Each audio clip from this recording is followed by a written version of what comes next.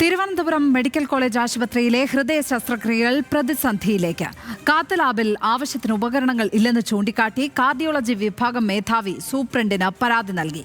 കുടിശ്ശിക നൽകാത്തതിനെ തുടർന്ന് കമ്പനികൾ വിതരണം നിർത്തിയതാണ് ക്ഷാമത്തിന് കാരണം. വിവരങ്ങളുമായി PR പ്രവീണ ചേരുന്നു. പ്രവീണ, ഇന്ന് സഭയിലടക്കം സംസ്ഥാനത്തെ മെഡിക്കൽ കോളേജുകളിലെ പ്രതിസന്ധിയും ആരോഗ്യരംഗത്തെ പ്രശ്നങ്ങളും ചർച്ചയായതാണ്.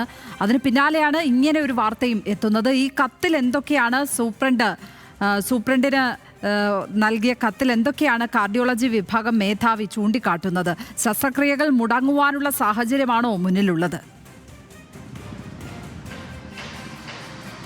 പരമാവധി 2 ദിവസത്തേക്ക് മാത്രമുള്ള സ്റ്റോക്കാണ് ഇപ്പോൾ കയ്യിലുള്ളതെന്നും അത് കഴിഞ്ഞു കഴിഞ്ഞാൽ ഹൃദയ ശസ്ത്രക്രിയകൾ നിലയ്ക്കുന്ന സാഹചര്യം ഉണ്ടാകുമെന്നും ചൂണ്ടിക്കാട്ടിയാണ് ഇപ്പോൾ കാർഡിയോളജി വിഭാഗം മേധാവി സൂപ്രണ്ടിന് കത്ത് നൽകിയിരിക്കുന്നത്. വരും ദിവസങ്ങളിൽ, കാരണം എല്ലാ ദിവസവും കാഷ്വാലിറ്റിയിലടക്കം അത്യാഹിത വിഭാഗത്തിലടക്കം എത്തുന്ന നിരവധി പേർക്ക് ആൻജിയോപ്ലാസ്റ്റിയും ആൻജിയോഗ്രാമും ഒക്കെ ചെയ്യുന്ന ഒരു മെഡിക്കൽ കോളേജാണ്. അപ്പോൾ സ്വാഭാവികമായും 3-4 ജില്ലകളുടെ ആശ്രയം കൂടിയാണ്.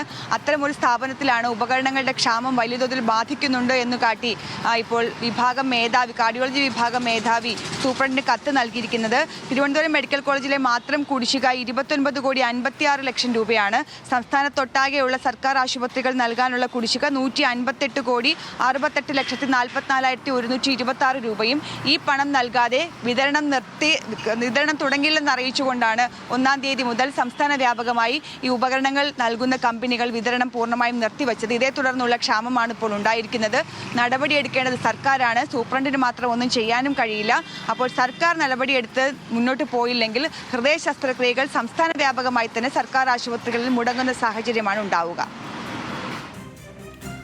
PR പ്രവീണയാണ് വിവരങ്ങൾ പങ്കുവച്ചത് തിരുവനന്തപുരത്ത് നിന്നും.